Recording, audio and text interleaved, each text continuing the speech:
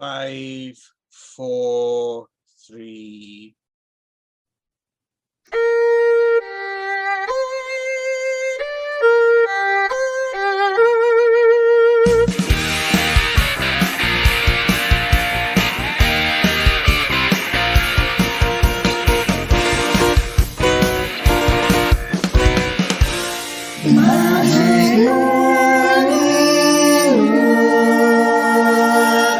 Welcome to the Magic Morning Wood and our first episode of 2022.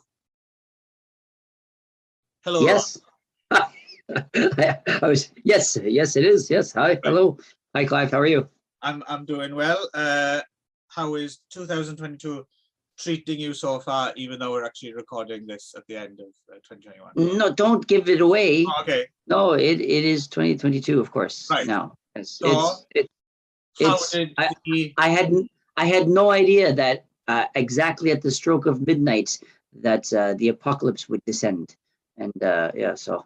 Oh, did you not? No, I didn't really. Yeah. That was terrible how that happened, eh? You know. So. I got a newsletter. Oh, did you? Okay. Yeah. I didn't realize that we were all going to go full Mad Max right at the stroke of midnight. So. How did your horse cock transplant go? Oh, quite well. Yeah. So yeah, it's sort of rejecting itself, but. Oh, okay. I mean, what are you talking about? So anyway, here we are in the wood as usual, talking movies, talking bollocks, and so the algorithm is in play here. We'll have to turn it off for the next few episodes after this, right? So, but for the time being, so the last time it was on was for what was that film? I can't even remember what it was called. Lulu, wasn't it Lulu? Lulu, there we go. Yes. And what we try and do is between episodes, we try to have a loose link between the last film of the last episode and the first film on the double bill of this episode. So yes, Lulu by Valerian Borachik, which was a French movie made by a Pole. So my loose link was, Poles in Paris, I guess. So from Valerian Borachik, we go to Roman Polanski and his 1976 film, The Tenant, or Le Locataire, I guess, which I'm almost definitely pronouncing wrong. Based on a book by Roland Topor, co-written with Polanski's usual screenwriter Gerard Brach or Brack. Right, first watch for you, Ron? Yes. Yeah. Right. Okay. So this was a bit of an old favorite of mine. I was quite happy to revisit it, and in the interim, I read the book as well that it was based on. Okay. And discovered that the film is very, very close to the book. Okay. And the book's very, very good as well. I thoroughly enjoyed the book. Roland Topor seems to be quite an interesting figure. He was one of the people who founded the panic movement with Jodorowsky and Arabal. They like formed this kind of experimental kind of theater group. And he's also famous for his artwork. He was a graphic designer for a very well-regarded animated film called what's it called? Savage Planet, I think it's called. I don't know if you've ever seen that. Okay. It's a very interesting animated science fiction film from the early 70s. I think it might be a René Laloux. So is the novel in French? Originally, yes. Originally French, yeah. Yes, yeah. But there's it's still in print. There's an English translation, and with a nice little intro that kind of put Ronald Topor in context. He's also in he's kind of one of those interesting figures who did all sorts of things. He was also an actor. He was in the Werner Herzog remake of Nosferatu as well, with Isabella Gianni, who's in this movie. Right. So the basic story is Roman Polanski stars in it, as well as Tchaikovsky, who's basically a kind of bachelor, youngish bachelor, looking for a new apartment, and he finds this kind of quite a nice big old, in this big old apartment building, which has Shelley Winters for a concierge, right? Run by Melvyn Douglas. Got an interesting cast of people in this film, and so he moves in. Tchaikovsky moves in, but the previous tenant was a woman who had attempted suicide, right, by jumping out of the window. Eventually seems to have been successful. She does die in hospital, which is where Polanski bumps into Isabella Gianni, who's like a friend of Isabella Gianni. Like, they really failed to try to de-glamorize Isabella Gianni, right? They give her that frizzy hair and those big glasses, but somehow one of the world's most beautiful women just looks more sexy somehow if you try and I didn't know if they were trying to de-glamorize her. I thought that was just sort of the style of the time. I thought she looked, I thought she was still pretty hot, despite the fact I don't think she was I don't think she was meant to not look hot. I think it was just sort of, that was the style, I think. Maybe they all wore big glasses then, I think. Could be. Anyway, yes, so as the story progresses, Roman Polanski's character starts to kind of, well, I don't know what he figures out really. Basically, his apartment building,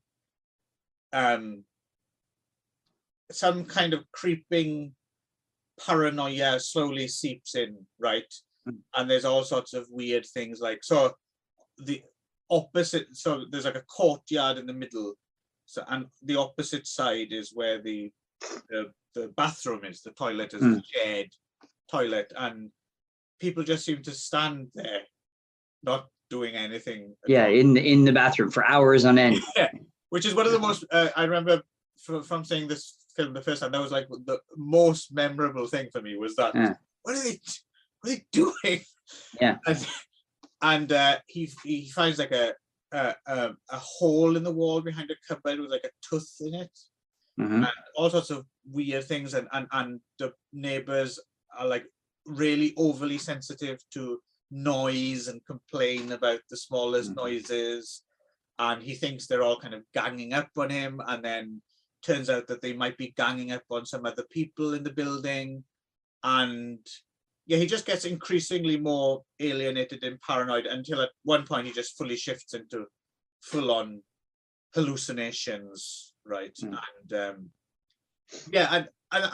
Until spoilers, by the way, spoilers coming up, because we will spoil this film, so go away and watch it and come back, until he's basically forced, well, he seems to find himself forced in a position to commit suicide in the same way that the previous tenant had done, and then and also to not just commit suicide, but to become her, like full on, like drag, and then pretending to be her, and then he seems to shift identity somehow, and rather I mean, there's a lot of very dark humor in this film, but the one thing that made me laugh is when he tries to commit suicide and survives, and then does it again, right? Like within he just goes out, he crawls up the stairs and then jumps again, right? So. There's something hilarious about, and also like, oh man, such a simple thing just to have someone repeat the same action, but it worked. It's very, very effective. But so it's a very deeply paranoid kind of, I don't know, existential kind of angsty, I don't know what the word I'm looking for. It's I mean, what it's about is kind of anyone's guess. It's one of those films you can project whatever you want to project on it, right? But for my money, I was quite pleased to find that this film stood up, and I thought it was quite excellent. Again, watching it this second or third time. What did you make of the Tenant first time out, Ron? I loved it. Yeah, really, really liked it. Oh, yeah, cool. yeah. Surprisingly, I didn't think I was going to, but I stopped short at using masterpiece. But I thought it was close, isn't it? It's close. It's pretty close. Yeah, I think it was a brilliant film. Really, really, really well done. I'm pleased to hear that. Yeah, I think the biggest weakness is Polanski's acting. I think himself. I think he's okay, but I think if he had just I don't know why he decided to use himself, but if he had used like a proper actor, I think it probably would have made it like even best. Yeah, but I think there's a couple of scenes where I just think he was just a little bit he's just too inexperienced as an actor to really portray it. I didn't feel the paranoia as much just because of that, but I don't know. I thought that was a bit of a weakness for me, but that's interesting because I like him in the role, but I think maybe I understand maybe what you mean. Are you talking about maybe in the latter stages of the film, like? Yeah, I guess so. Yeah, yeah. I mean, in the earlier stages, literally anyone could do it, right? It's just sort of like a guy, But the creeping dread and like the increasing of the paranoia. I think it would have been. I just think it would have been stronger with a stronger actor, but I think it was still there, but I think it was there despite him rather than because of him. So that's interesting. I mean, because I've never really thought about it. Now that you mention it, I kind of maybe see what you mean, like especially in those latter parts where you need someone to sell it, and like you said, even though this film is fucking great, yes, there's maybe a slight like. I think because it's so well done and you've been enjoying it so far up until that point, I think you have a certain goodwill towards it. So when he kind of goes full over and seems to lose his mind, it's a little bit of a jump, right? There's a little bit of seems like a little bit missing maybe. It's gradual up into a point, and then it's like a leap of faith, right? And yes, I suppose with maybe a more experienced performer, maybe that transition would have been a little bit smoother, or right. But the film's so engaging, you kind of just buy into it. But I think that if it had been like a really proper actor, I think it would have been like right, really like stunning. I think it would have been So who would be? I mean, just let's play fantasy football. Like, doesn't matter any time period or country of origin or anything. What kind of actor might be rather good in this role, do you think? I don't know. What do you have someone in mind who does paranoia well? Yeah. I mean, if you wanted to jump to like my response to this, which the use of Harrison Ford, I think Harrison Ford was better at that kind of creeping dread and paranoia, but even he, I don't think would have been very good in this role. So I don't think. No. To be honest, I think Roman Polanski is very well suited to the early parts of the film because he does that kind of slightly kind of nebbish milk toast thing quite well, and to be honest, I think he's actually I think he deserves a bit more credit, even though I kind of see where you're going with he might not have the capacity. I'm not saying he was terrible. It was it was passable, but I think that the movie stopped short of being a masterpiece just based on that fact alone. I think. But in the early sections, I think he carries that quite well. Like he has. Yeah, it was okay. Yeah, because it was sort of an everyman. Yeah, he's quite good comic timing as well, I think. Right. Yes. Yeah. But yes, I kind of see what you're But yeah, I thought it was like, considering that really nothing really happens in this movie, it was so engaging and so absorbing, like throughout the whole thing, and also it's so abstract a lot of times, like what is happening, like I guess you were trying to think of a way to explain it. I've heard it referred to as Kafkaesque a lot, so it's very, I thought it was very I like that element of the Kafkaesque. Well, the book's like that as well, and but it's wrong. It's not wrong. It's right. That is definitely right. But it also sometimes feels like the lazy shorthand.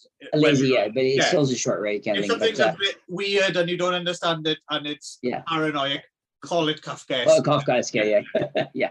But I wasn't quite sure, and I think you're supposed to not be sure, but like, do you think that, I mean, I was reading a little bit like on like sort of criticism of the movie, or like analysis and stuff like that, and that do you think that maybe there was never any shul in the first place, like the original Tenant, that it's always been him, and he's on this sort of infinite loop, kind of like, and it's just him doing the same thing over and over again? It's like no, I didn't really because I've heard that as an analysis by some people, that because it, of course, it ends, spoilers, of course, it ends up with him in the exact same position as the original Tenant is, like wrapped up with her face and with the missing the tooth and then screaming and stuff, right?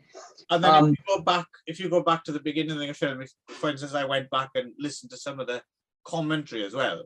You notice that the very opening kind of tracking shot of the film as well kind of seems to imply, at least according to the people who do the commentary track, they seem to think it's an actual physical act of transference where someone's in a window and then the camera kind of carries around and it goes round to the Polanski character, and it's almost as if in a transfer of identity or something like that. I don't know if that's reading into it too much, and even if it is there, I think it's one of the additions that the film has made. I don't think that was in the original novel, right? So I'm not sure. But again, that's part of the fun with this film, right? Is you can talk about it and like you said, it's so absorbing that you can kind of just enjoy it. Just take it as read, right? Like right. I was just even just the Wikipedia page. I was just reading about like some of the themes that people have read into it, like in terms of like the cyclical nature of stuff, the loss of self, social assimilation, like doing what other people want you to do, isolation, claustrophobia, sexual deviance, repression. It might be something to do with that, like actually like that he wanted to be a woman the whole time, right? And then it's a way of expressing that whole thing and all that. All of those are there, or they're not there, depending on, I guess, who you are when you're watching, right? So it certainly reminded me of a recurring dream or nightmare that I have. Oh, really? Not in the exact. It's not always the same, but the basic theme is this, and this will speak volumes about me. Obviously, if people know how to interpret these things, but I quite often have a dream nightmare where I really want to find a clean, quiet toilet in which to take a dump. And everywhere I go, the toilet's either filthy or there's like a exterior threat of people hanging around and not leaving me alone to relax or that kind of thing. This reminded me very much of in the scenes where his neighbors seem to be ganging up on him. Very much reminded me of that. There's a quote here I wanted to read about by someone named Timothy Brayton, who wrote like an article about this from Antagony and Ecstasy, it's called. And he was talking about the hieroglyphics. So when we finally, closer to the end of the film, he finally goes over to the toilet. I'm not really sure if you're supposed to assume that he's never used the toilet in all the months that he's been there, because he finally goes over to the toilet, and he finds like all these like Egyptian hieroglyphics all over the wall. And you assume that that's what people have been staring at all this time, was looking at these hieroglyphics on the wall. And you're like, oh, that's very bizarre. And then it's never referred to again or explained or anything like that, right? So anyway, so Timothy Brayton writes about it, because there's a recurrent motif of Egyptian hieroglyphics that remains unexplained in the film.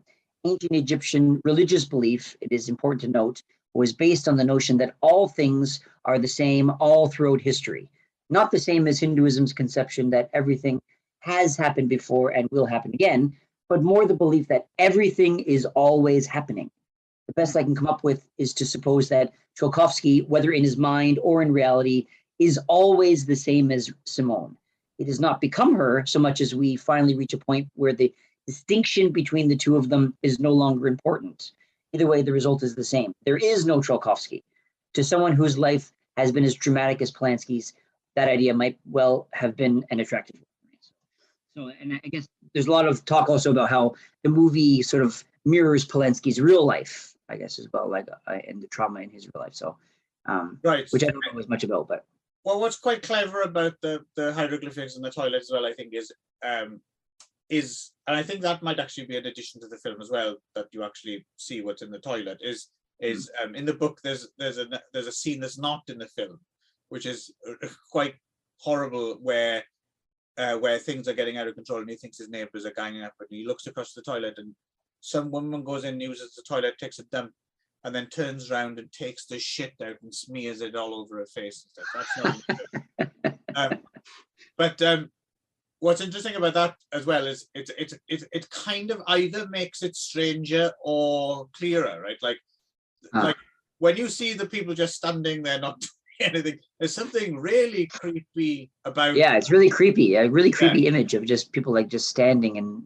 But then, so in a way, the hieroglyphics, in a way, at least they were looking at something. So looking at something, yeah. Creepy. But then obviously it also points towards potentially something else. The other scene as well, I thought was deeply creepy, was the bandaged person in the toilet, like slowly taking their bandages off. That freaks me out. There was a lot of stuff in this film that freaked me out, and also at the same time, some parts are really quite hilarious as well. Yeah. I like the friend played by Bernard Fresson. He goes around to his house and he's showing off, like, look, I can play my music as loud as it, like, and the neighbor comes around and complains, and he just tells him to fuck off, and that whole thing was they played like marching band music. Like is this what you listen? This is what you listen to for fun at home? He's like marching around his house, and it's so loud. It's like too loud for them in the room, but he's out to make a point, right? Yeah. He goes, and the guy comes and he's like, just be like, my wife is sick. Maybe you could just turn it down. He goes, no, I'll not turn it down. I don't care if your wife is sick. That's not my problem. It's great because it really puts you on side with Tchaikovsky to a certain extent, right? Because on the one hand, he is kind of a very meek fellow who's kind of allowing his maybe allowing his neighbors to bully him. But then at the same time, you kind of this other guy, he's just a dick, right? So. Where's the middle ground between? Right. Yeah. So, but definitely, this movie stayed with me for days afterwards. So it was I was happy that you turned us on to this one. It was quite a good one. Yeah, I enjoyed this one. Yeah, it is one of those films I people do a kind of because it seemed as well to be like I don't know why necessarily, but it does seem to be the slight forgotten great Polanski. There's a couple of them actually. Cul-de-sac as well, I think, is a bit of a forgotten one, but it's it's not one of the ones people bring up. You have to kind of point it out sometimes, right, to people, and then people usually go for it in a big way, because I think somehow it's very relatable to a modern audience as well. I think we've all kind of experienced some sort of friction or concern about our neighbors or what's going on. It's very close to my own life. I mean, like I've just bought a house last year, so but before that I lived in apartment buildings most of the time I've lived here in Japan. And of course, the Japanese thing is you always have to be really, really, really careful with your neighbors. You always have to be, oh, you can't do that. And so, of course, I have kids too. And so my kids are like, they're loud or they'll do whatever. And my wife would be, no, the neighbors will hear us. And it was this whole like mindset that you always have to be, you have to live your whole life, being mindful of the people around you. It's sort of like, it played into a lot of my own sort of anxieties and stuff, or things that I've been taught to be anxious about. Right. And especially now that I live in my own house, I've thought about this recently, which is that a lot of those anxieties carry over. And despite the fact that I have like a stand, what do you call it? Like a detached house, right? That there's, I don't share any walls with anyone, but still, my wife is still like, "Oh, you're still being too loud. The neighbors can hear us." Blah blah blah. It's keep it down. I was like, well, I don't think anyone can. We're literally in our own house, so I mean, it's and even just like even just like we can't we couldn't hang up walls because when you're renting, you can't put holes in the walls and you can't hang up pictures and stuff like that. And then of course now you get to your own house and okay, let's hang up stuff. It's like, oh well, maybe we should use this sticky tape because we'll put holes. It was like, it's our house. It's sort of like this. There's like this barrier that you have to get through. Right. And, to go from like that, you have to be very careful and that you're a guest in this place, even though you've lived there for 10 years, right, versus like owning your own house, right? So it's a really. You should introduce your wife to the film. She might undoubtedly she could relate to it as well, right? Yeah, I think so. But I think she would just she'd just say, yeah, why is he being so noisy? Because I did find like in the early scene when he has the housewarming party, he has his friend over and he's just told the sort of the apartment owner that I'll be very quiet. I don't have parties, and I'm very, I'm a bachelor. I don't have women over and blah, blah, blah. And he's like, oh, I don't know about you. I'll give you a try. And he's gone over and the first day he has this big housewarming party with his big loud friends who come out and are making a point of making a lot of noise, right? And I was I felt so anxious for him because I was like, oh yeah, so. That's great. It's clearly worked. It worked its magic on you. Did you? One thing that is not made explicit in the film, and I, after having read the book, I knew what was going on, and then I was thinking, oh, does this actually, is it clear in the film version? Because I wasn't sure, so you'll be able to tell me. So the scene where the woman who may or may not have had a petition written against her, the one who had the child in braces, and she knocks on his house, knocks on his door, and she says, "Okay, I'm leaving now because they forced me to leave, but I've left a little present for them or whatever." What do you think she did? I thought she shat in front of their house. Yes, okay. So because I wasn't. But then when you actually see it, and he goes over and he picks him up and he puts it in front of his sister. He goes, "But they'll blame me." And so as he goes, he picks up a little bit, puts it to his own door. It was white. So then I thought, well, maybe it's vomit or something. But that's why I was wondering.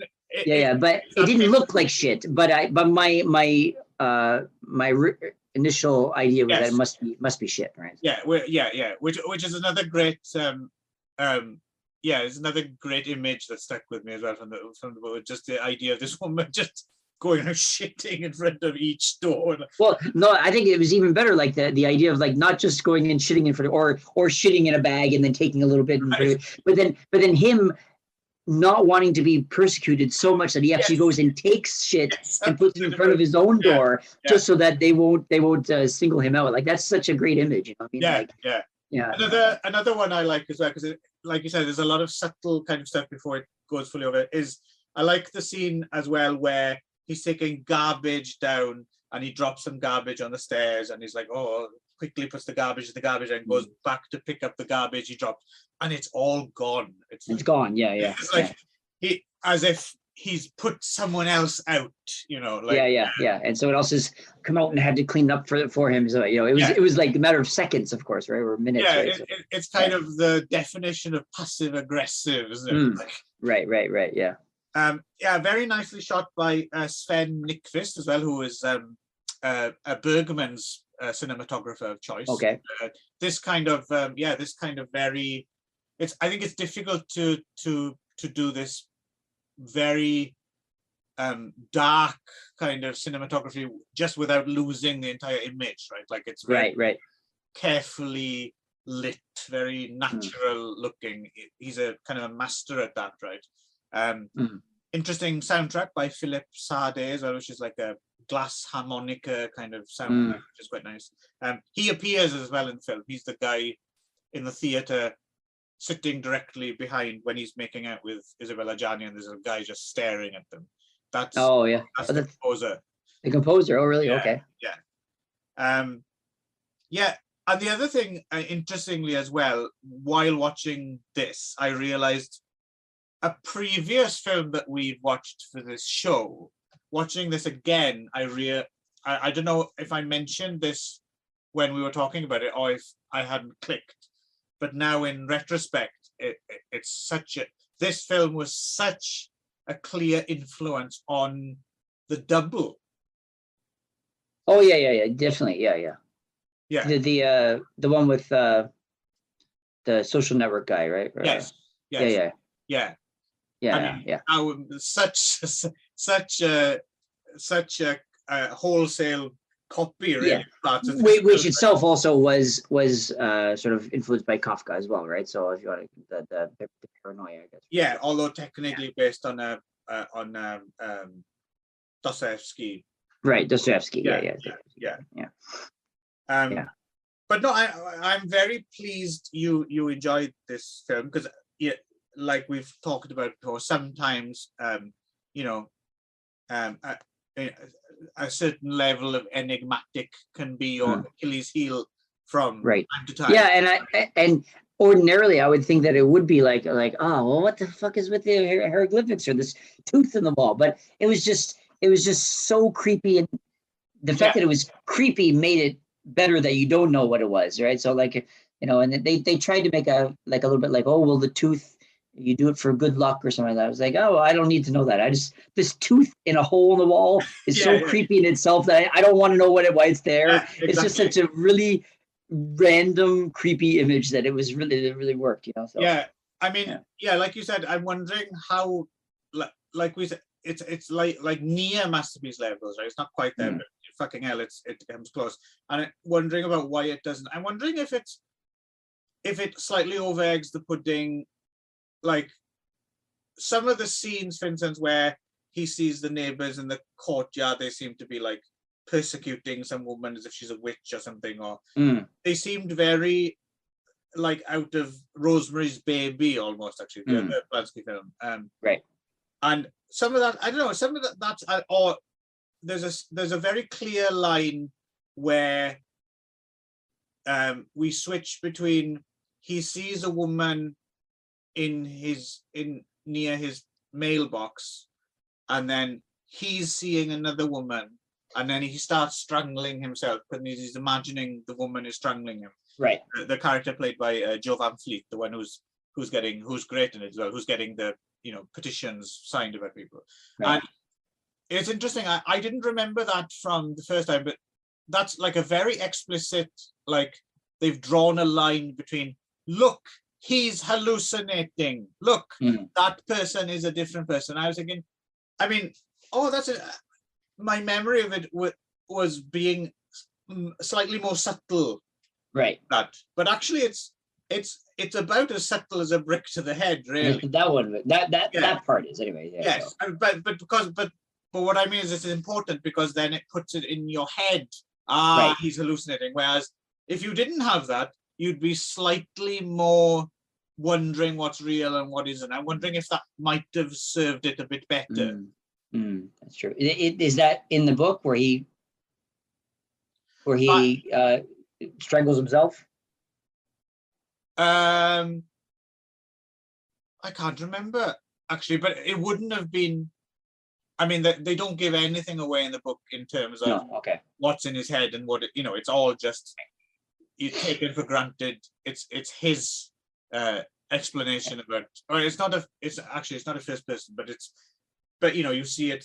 There's no kind of clue given as to what's actually. So what do you think? Do you think Tarkovsky was like sort of losing it from the beginning, and this is just sort of like you're seeing it sort of become manifest, or do you think that actually living there has kind of driven him crazy, which is sort of what you're supposed to get? But you're like, but the fact that it all kind of happens means that maybe he was like that already in the first place, and the whole thing was just a part of his hallucination. Yeah. Well, I was thinking about this actually, because another interesting thing is the way it's framed slightly different in the film. So in the book, from the beginning, you know that he's being kicked out of his former apartment. He's been kicked out of his former apartment. He's looking for a new apartment. He's desperate to look for a new apartment, right?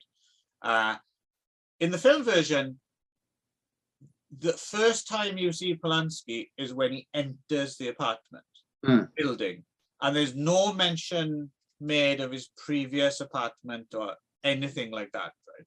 So, so it's kind of interesting that, it's.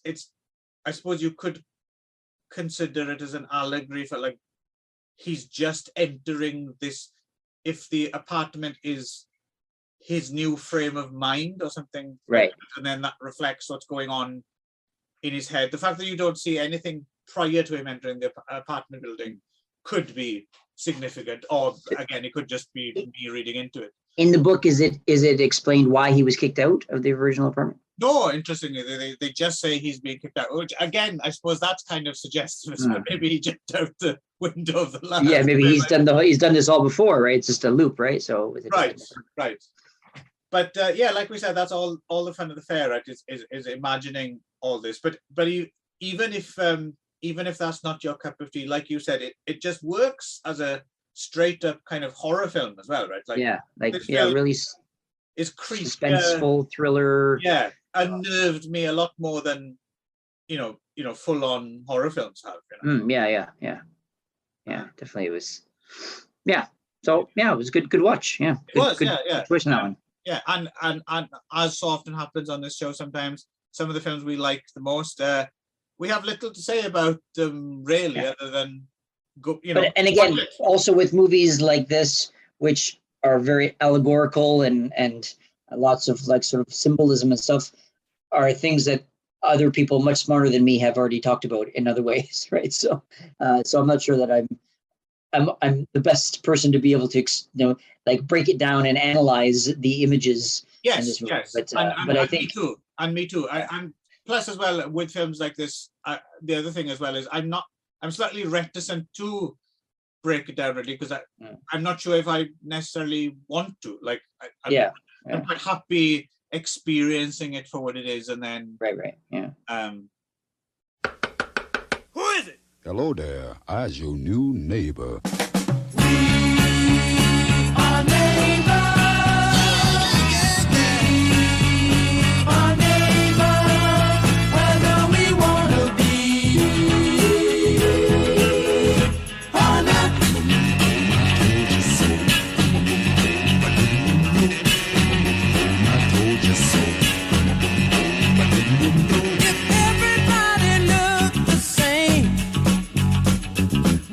Tired of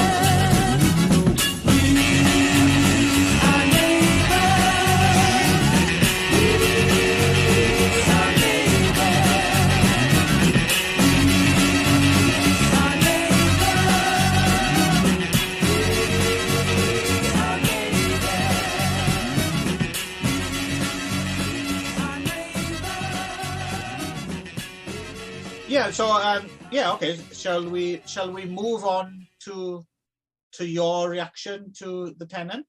Okay. So again, not knowing anything about the Tenant, I just sort of just went online and said, movies like the Tenant related to the Tenant. Yeah. So just literally on the IMDb page for the Tenant, it just says movies like this, and so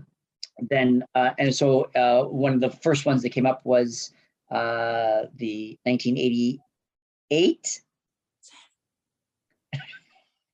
7/8. Also, Polanski movie Frantic, which is also about paranoia and also set in Paris. So I thought, Polanski, paranoia in Paris, and the three Ps. Right. So let's go with that one. Yeah. I think I may have seen this in my childhood, like probably like, well, my mother probably rented it on VHS and was watching it, and I may have been in the room, but I don't have any memory of it whatsoever. So I may as well have not seen it. So I remember seeing it on television. I think it must have been the network premiere on UK television. I remember staying up to watch it. So in those days, it took a while for films, after their cinema release on television. So I'm guessing at the earliest it would have been 1991. So I would have been maybe 10 or 11 or something like that when I first saw the film. And so probably it would have been the first Polanski film I would have seen. Oh, really? Yeah, probably. I mean, I'm trying to think what else I would have seen of Polanski before. It was probably before I was even really aware of who Roman Polanski was, Right. I probably would have watched it because Harrison Ford was in it. Right. Yeah, exactly. And I was a big Indiana Jones fan. Indiana Jones fan. Yeah, exactly. I would have, because I wouldn't have given a shit about Han Solo because, like all the characters in the Star Wars universe, is a bland, fucking boring character, right? But Indiana Jones is bite your tongue, sir. Bite your tongue. Cool character. Those are fighting words. I will duel you. I'll slap you with my gloves across the face. Skywalker. This is Leia. But Indiana agree Jones, to disagree on that one. Indiana Jones is cool. But would you say that Indiana Jones is a more exciting character, as a better match for Harrison Ford than Han Solo? No, I think there's a lot of overlap with Han Solo and Indiana Jones. I think they're both part of Harrison Ford himself, right? So yeah, I mean, to be honest, I'm trying to think of like all the other Harrison Ford movies, and I was trying to think, back in the 80s, Harrison Ford was quite, he had a lot of movies. He was in a lot of different kinds of movies. Yeah. But really, when it comes down to now, he's really just remembered for Han Solo and Indiana Jones, I guess, right? I mean, I was hard pressed to think about what other movies he was in. I mean, I know of the movies, like Regarding Henry or Presumed Innocent or like all those, but I couldn't tell you what kind of character he was in those movies. I mean, he's sort of become Han Solo and Indiana Jones, and both of them are sort of roguish, kind of like half smile and well, there's a lot of overlap between those two types of characters. So it's sort of like that's just what he is now, right? So I mean, Harrison Ford is considered quite a good actor generally, but I can't really tell you what other stuff he's done. No, I think he's a good actor, but he is certainly more movie star than he is character actor, right? So everything is I think the appeal of him in this film and the reason I liked him as Indiana Jones and is a little bit similar to what Bruce Willis had once upon a time as well, is that kind of slightly gruff, like a slightly everyman quality that you can relate to, and a hero almost like against his will kind of thing. Do you know? Yes, yeah. The reluctant hero. Yeah, and I've always quite appreciated that. The fact that they're very uncomfortable in the skin of a hero, right? Like they just want to stay in bed and eat biscuits or something all day. But fuck, I gotta get up and do this and rescue the heroine and save the world, and but I just want to have a beer, you know, and sit by myself on a bar stool. I'm a sucker for that, you know. Right.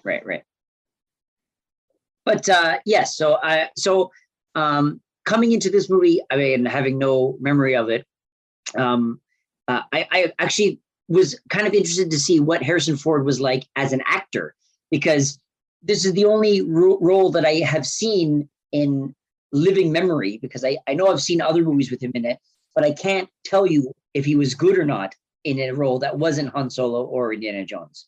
So I was kind of interested to see him as something else or as someone else, right? So that's actually kind of another reason why I was excited to see this movie, because I couldn't tell you if he's an actor or not. So, but again, this is still sort of a variation on that. But again, it is, yeah. So so that's why I'm wondering if is it that he sort of gets typecast, or is it that he's one of those like actors that just plays versions of himself, you know, or all of the above, you know what I mean? So it's typecast to his strength. I mean, yeah, he's supposed to be, he's a doctor, right? He's in every, but he is, and you know, there are set pieces of him crawling along roofs and things and doing kind of, He-Man shit, right? But they make an attempt to kind of make him sort of this sort of like a little bit nebbish and a little bit like very, very uncomfortable in these kind of situations.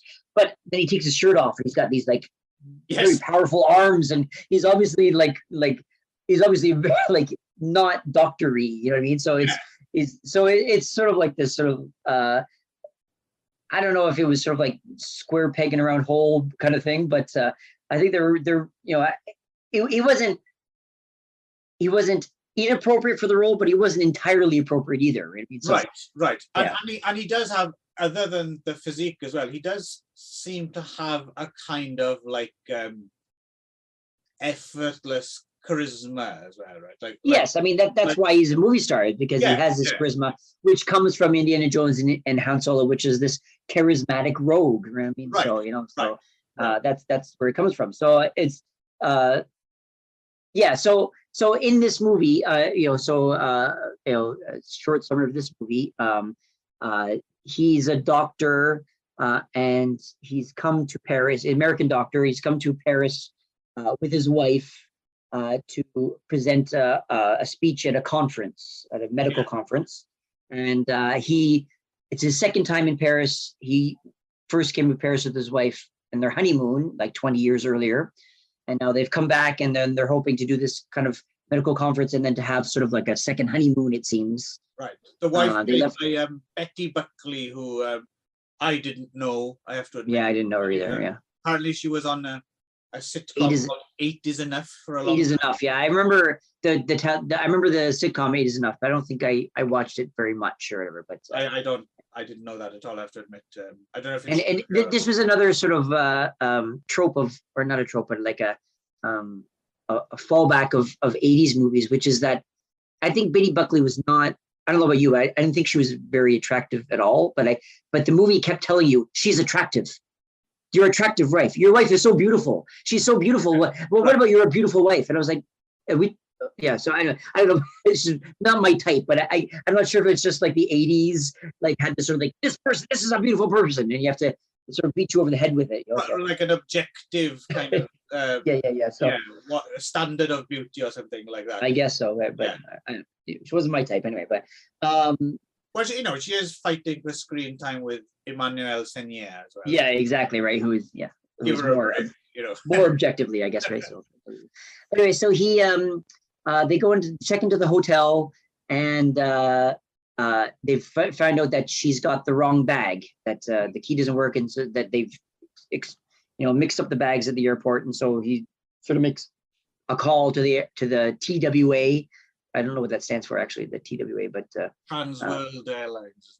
Okay, there we go. Thank you. And he's going to get it sorted out. Goes into the shower, and you see him in the shower, and his wife. You see her, but you can't really hear what's happening. She gets a phone call, and they started trying to talk to him, and he's like, "I can't hear you. I'm in the shower." And then she kind of walks out of frame, and then he comes out of the shower and she's disappeared and she's gone. And so the he's whole in the shower. Yes, I'm just a nervous doctor taking a shower, looking like Channing Tatum. Yeah. Pretty much, yeah. And so then there was one part where he right after that when he's shaving, I was like, holy shit, Harrison Ford had great arms back then, right? Like he was in good shape back then. Because he's got that it's slightly sinewy, right? So he's not too bulky. No, he's not bulky, but he's got tone, right? Yeah, he's like really like cut. He looks a lot like me. Yeah, right. Yeah, me too. So he anyway, so the rest of the movie is him trying to find his wife, and his wife has disappeared, and so he doesn't speak the language. He doesn't know what's happening. He's sort of just lost, and he's trying to figure out. He thinks possibly his wife was kidnapped, and he comes across this sort of plot that has to do with the mixed up. And nobody else believes him that she's missing, or that that they think she's kind of found a lover and has gone off to meet someone. And everyone's very French about it. And So she's got a lover. So and of course, so he's kind of following these kind of basic clues to try to figure out where he breaks open the suitcase and he finds like a matchbook with like a bar on it. And he goes there with like a number written, and he goes try to find that person and tracks down that person who's a drug dealer, and turns out that person has been killed, and then meets Emmanuel Senier as who is, I guess, his drug mule, but also possibly a hooker. I'm not sure. And then sort of makes her kind of come with him on his search, and then it turns out that it's fair play at that point. He doesn't just go, you know what, I might stop looking for this wife. I think I could trade up here. But he and then it ends up being that there's something to do with the mafia, and the fact that the in the suitcase there was a Statue of Liberty that had like a MacGuffin that had something to do with like a nuclear code detonator. It was something. So I don't know. I lost a lot of it to do with that. And then that's what they wanted, and then they wanted that back. But I don't know why they didn't just take the bag instead of taking the wife. And then they hadn't ever actually contacted him to say, we have your wife. It was up to him to track her down and figure it out. Like the whole thing was. It's pretty shabby actually. It's quite shabbily done. I thought I was very disappointed with it actually, to be honest. But well, I mean, it's interesting. I was trying to pinpoint exactly at what point, because I would say for the first 45 minutes, this is pretty good. Like the whole setup. The premise is quite wow, that's really interesting. Yeah, I really want to know what happened, and it's very, very Hitchcock, right? It's very very There's feral kind of. It clearly that is wrong man, the wrong man in the wrong place, the wrong time, and all that.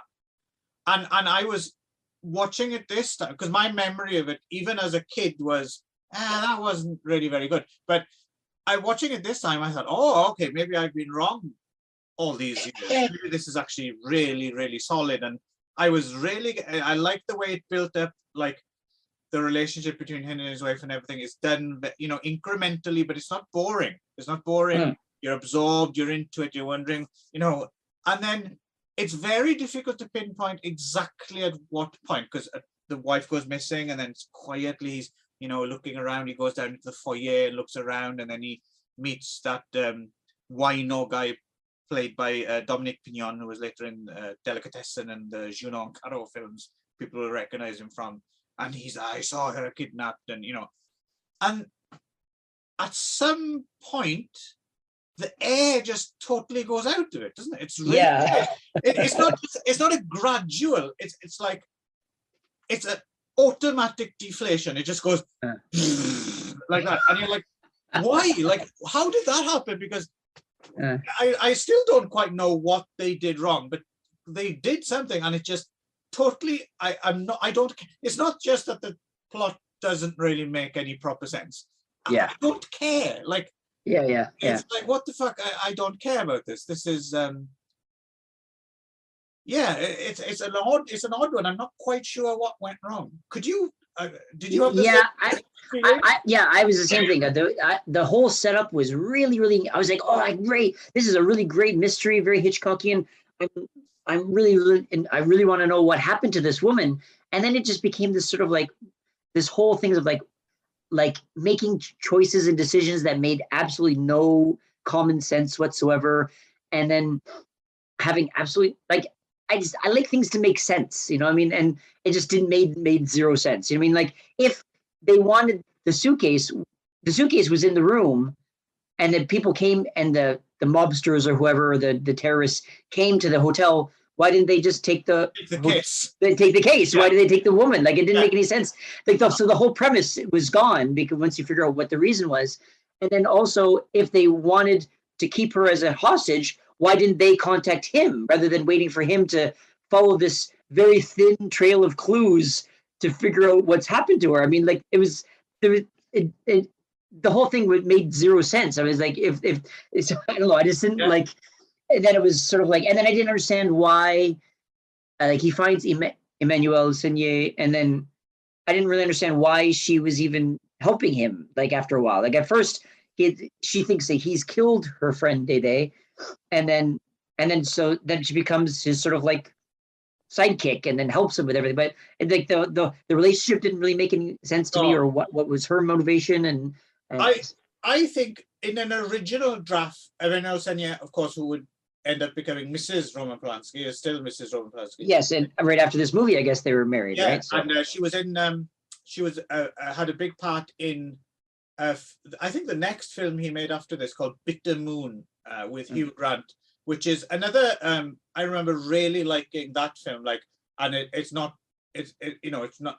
People don't really consider one of Polanski's great films, but I remember thinking that's a very solid film. I would, and Emmanuelle Seigner is very sexy in that one as well. If you're looking for sexy Emmanuelle Seigner, you should probably check out Bitter Moon. Right. But yeah, I get the feeling that maybe in an original draft or something of this, there was probably more of a romantic or sexual connection between. There's an earthquake. Is that where I am? There's an earthquake. I don't know about you. Oh yeah, you're quite right. Yeah. Anyway, sorry to interrupt. Yeah. So here we go. We're quake casting. So see you, just in case we're all suddenly wiped off the face of the earth. It's been fun. Hope you enjoyed. Yeah, I get the feeling that maybe in the original version maybe they became lovers or something like that, and then because it is and then somewhere along because they got Robert Town in, right, who wrote Chinatown for Polanski, speaking of classic Polanski, but and I guess through the process of kind of streamlining it for a Hollywood audience, maybe that didn't fly, right? And that but the thing is, it's implicit in the story, right? Because in the very last scene where he does eventually find the wife, and Harrison Ford turns up with a sexy young woman half his age. Yeah. There's like, you're wondering at what point the wife turns around and goes, "Who's this now?" Yeah. I did, because they refer to, like, when he's at like the airport and he meets these other people who are going to the conference, and they're all like, "Who's this woman?" Like the guys are all like, "Hey, who's this?" And all the wives are there like with like disapproving, like, "Who's this?" So I mean, it's there, that subtext is there, but then once they get to the big showdown with like shooting people, and there's all sorts of you don't know why they're shooting each other, and then like my favorite part was at the very end where he takes like the MacGuffin like detonator and just and like the three guys, the mobsters, are there holding guns on him, and he just throws it into the water, and they're like, all right, well, I guess that's over, and then that was the end of it. Like it was. So why did you do that in the first place? If they didn't really care about it, like, I don't know. Speaking of that airport scene as well, did you notice who the guy was? The loud, ugly American guy who his friend at the conference was like, "Hey, who you got here?" That's David Hiddleston. That's the Big Lebowski himself. Oh, was it? Okay. Yeah, that's who that was. Okay. Speaking of other people in other films we've done on the show, you wouldn't have noticed. I only know because I looked it up. A guy called Patrick Florsheim is in this, and he was the guy who played the Santa Claus who broke into the kid's house in 3615 Code Per Noël, our Christmas film from a few Christmases ago. Do you remember that? The French, the film that Home Alone copied. Oh, right. Okay. Yeah, that Santa Claus guy was in this film as well. Oh, okay. Okay, good. I didn't get that. Yeah. Yeah. So I'm not sure what happened there yet. And also, like Harrison Ford as well. Just speaking of going back to his acting, is that I mean I think he handled the little bit of the ratcheting up of the tension a little bit better than Polanski did. Yes, in The Tenant. I thought Harrison Ford was good. He was decent. Yeah. But there was still points where I was kind of like, where he was still a little bit flatter than I wanted. I didn't feel as much tension. I felt like even he could have done a little bit more. And then I kept thinking like he was quite like, I don't know if it was on purpose, but his character was quite like, it was a real spaz. Like that point where he goes up on the roof to hide the suitcase. Yes. And he had the perfect hiding place just behind this sort of like jutting or like the window just he hides it there, but then he keeps going and he takes it with him and he goes up around this sort of like antenna, a weather vane, and then he just opens it and spreads it like what the fuck are you doing? Like everything just spills out and falls off the roof. I was like, what the fuck did you do that for? Like it was so bizarre. That whole scene is very strange, actually, watching it. This is something I don't think I would have been sophisticated enough to think of when I was a kid. And that was the scene, I think, when they showed the trailer for the movie coming on. You'd see that in the trailer, right? They're hanging off the building and stuff. Right, yeah. But it so doesn't belong there. Like, it's clearly a set piece they thought of and then kind of put it, like, shoehorned it in somewhere. Because on the one hand, that's a good idea for a set piece, like if it was in another film. But at that point in the film, it's like there's already enough going. There's someone in the door. I have to go and sneak through the window. There's enough of that, and then suddenly it takes a time out for this extended bit, which is more comical than frightening. Yeah, like you said. I like, what are you for? And now you've lost your fucking shoes as well, you twat. Like, so if it was a comedy, it would work maybe. But it seems like something out of like a Buster Keaton film. It was a lot of like slapstick physical comedy. Like, what is he even doing? Yeah, so it was. Yeah, it really does feel like it's been through a rewrite machine like a few times, right? Or even like Too Many Cooks in the Kitchen producers saying, giving Polanski notes, no, you have to change this, no, you have to, this is a Harrison Ford, blockbuster, popcorn movie, we got to make it more like palatable for the average American audience and blah blah blah. And however, overall though, it does seem to have been 25 years ahead of its time, because clearly what they were waiting for was Liam Neeson, and then they would make this film over and over and over again with Liam Neeson in the role. Right? This is basically Taken and that other one, except they January Jones, and Well, in Taken, he's like an ex-assassin. He's got a certain set of skills. I guess. So he's not a doctor, and also they take his daughter. Right? No, but it's.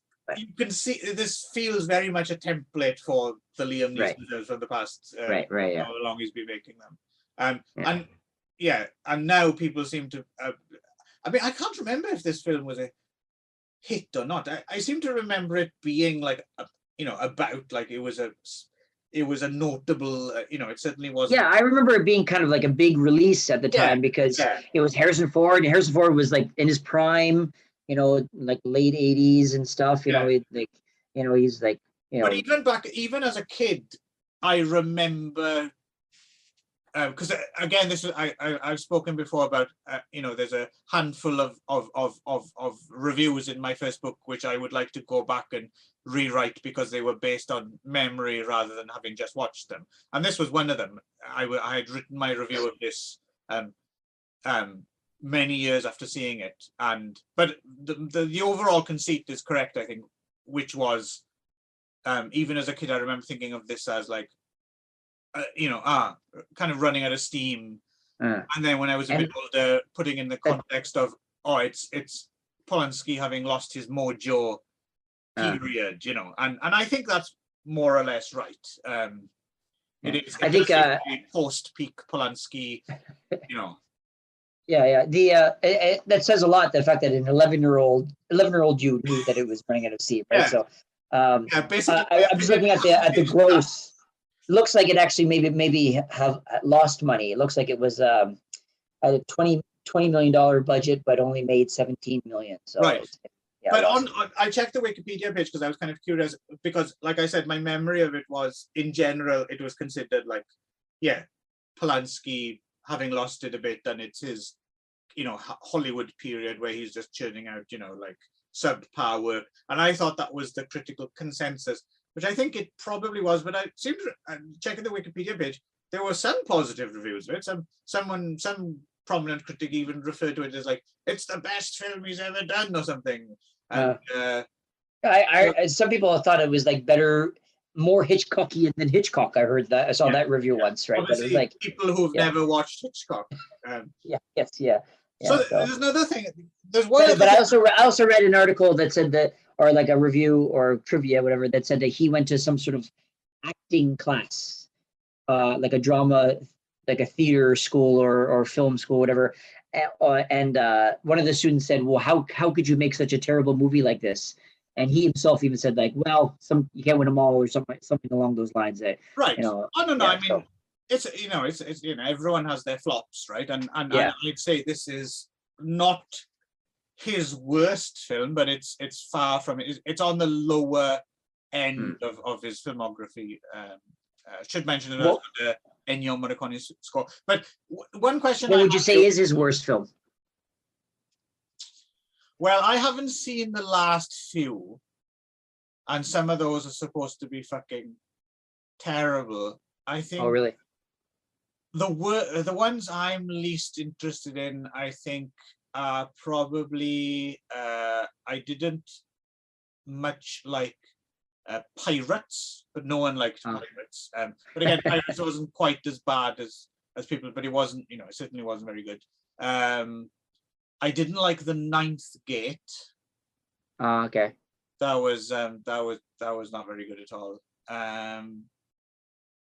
Can't remember. There's probably something else that I'm blanking on now. I probably have to bring up his filmography.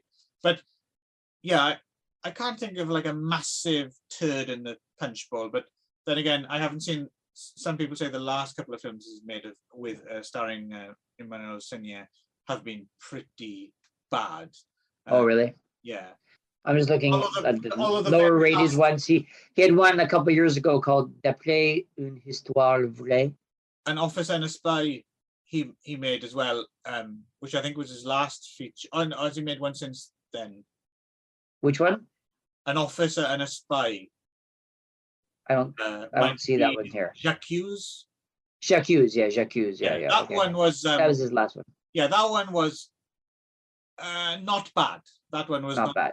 Yeah, and there was that one, The Ghost, right there. The Ghost, that was also not bad. Both based on a book by the same writer. But there was a specific question I wanted to ask you. Sometimes you look for, films, especially big films like this, that, as we've said, go through, the rewrite mill. Not much ends up on screen that isn't there for a reason, right? Right. So, what did you think of? And they don't come back to this, which is why I'm kind of curious is if this, is significant or not, right? But very opening scene, they're in the taxi driving into Paris, and Betty Buckley asks Harrison Ford, "Do you recognize, anywhere?" And he just has this very frustrated look, and it's changed too much. And then at the same time, they're irked because they're being driven by a black taxi driver listening to his reggae music very loud. I don't know if he's supposed to be like, Algerian or something, or and then the car breaks down, and Harrison Ford is the voice of reason, like he's, oh, just get the jack from the boot and fix the wheel. But the taxi driver is very emotional, and he's the wheel, or whatever.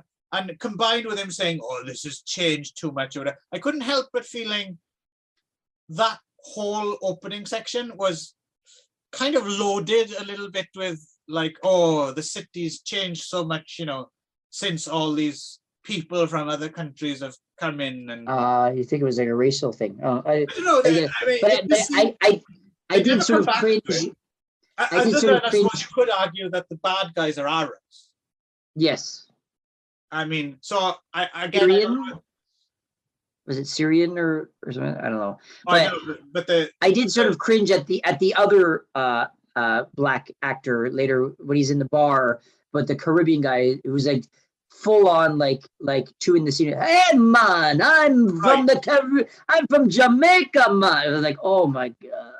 Yeah, so there we go again. So maybe it does come back. Yeah. What I mean is I didn't necessarily. I mean, that character is a caricature that you find in all sorts of 80s films, like right. Yeah. So I don't know. I didn't necessarily feel as if that was pointed, but that first opening scene just seemed like, why is this here? Are you trying? Well, I thought it was just. I didn't really get that, but I thought it was just to sort of to set up that it's sort of fish out of water stuff, but that they had been here before. I thought it was just sort of setting that up. But then the whole like the taxi breaking down, I didn't really see what the point of that was, but just to show that maybe and the fact that he's the white man's the guy who says, hey, get it together, you crazy walk, and put the new tire on. It's like, what? It's the same straight in a film like this where everything is clearly there for a reason. It struck a slightly bum note with me, like again, could be reading too much into it, but it didn't add anything at all. I didn't even clock with me, but now that you mentioned it, I would say that it's quite possible. Is Polanski known for being racist or sort of xenophobic? No, I think he's got too many problems. He's the pedophile guy, right? Isn't he the pedophile one? Well, there's a whole thing about. To be honest, isn't it the thing where he's banned for going to the States because of statutory rape or something like that?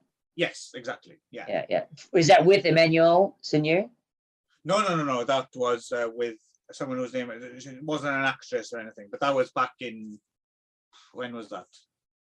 At some point in the mid-70s, I think. Yeah. Oh, okay. Yeah.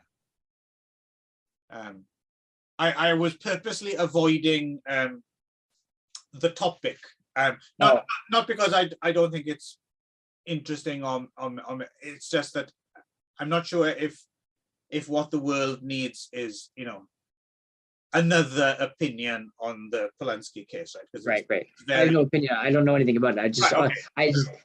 That's sort of like the initial connection I have with Polanski. That's what Polanski. Oh, he's the pedophile guy. Right. A lot of people have that nowadays. As well, which is interesting because he was once upon a time he was one of those revered names of international cinema. And that was something that some people knew, it wasn't a secret. I think people knew about it, but it was kind of downplayed or forgotten about.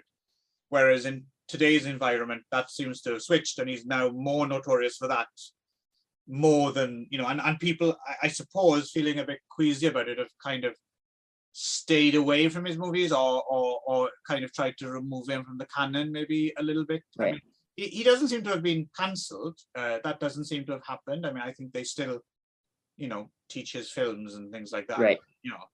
But clearly he's more well known for that now than he is. Which is funny because one thing I didn't know about him, which I just learned, was that he was actually married to Sharon Tate during the Manson murders. Yeah, of course. Yeah. Oh, you didn't know that? Yeah, actually, I didn't know that. Which is something you think that he would be known for, and he was known for that as well, right? I mean, he's right, yeah. So, but he's sort of this pedophilia has kind of overshadowed that thing, right? So that in these days, so it's surprised that hasn't really come into his work specifically. More like, or maybe it has. I don't know. So I don't know. Right. I was just surprised, just because at the very least, I know you did watch Once Upon a Time in Hollywood, and someone plays Roman Polanski. Right. Okay. Yeah. I saw it on a plane. I was half asleep, so I watched it again. So there we go. So I think we're both kind of on the same page with both these films, really. Right. Both really like The Tenant, and we both were quite disappointed by Frantic. Yes. I suppose that it's kind of interesting to watch them side by side, at least. Like you said, Polanski. They definitely have similar themes and similar set pieces and similar ideas, but one is quite well done. One was not. I even read that he revisited some of the same location or whatever. But I have to admit that didn't jump out at me unless. Yeah, it didn't jump out to me either. Yeah, so. Like that roof, I suppose, but that. Could have been, It could be a set. I mean, that could be a lot of roofs that look like that. I'm guessing.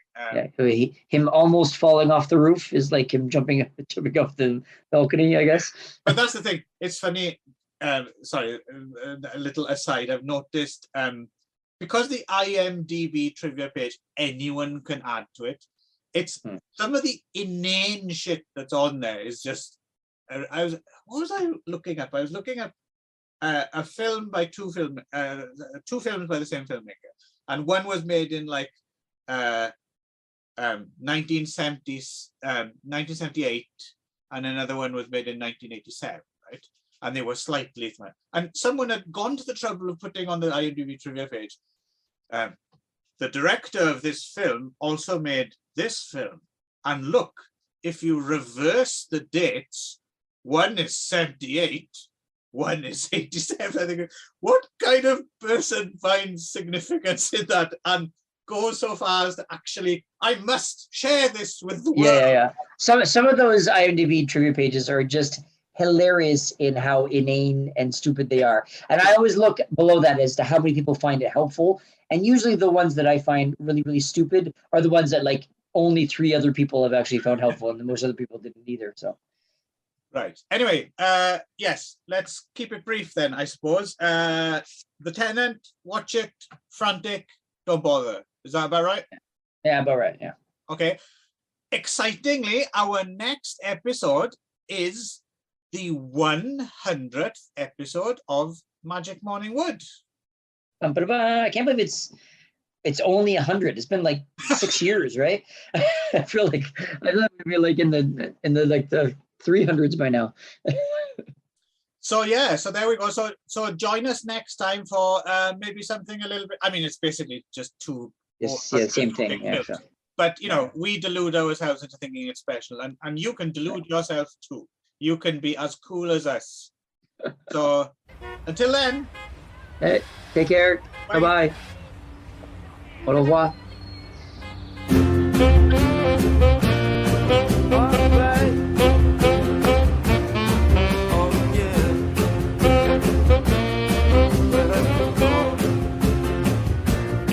Well, if you've been to cities but you've had enough, have you been to Paris, France? And if you doubt that Paris was made for love, give Paris one more chance. The home of Piaf and Chevalier must have done something right to get passion this way. If you don't think Paris was made for love, give Paris one more chance.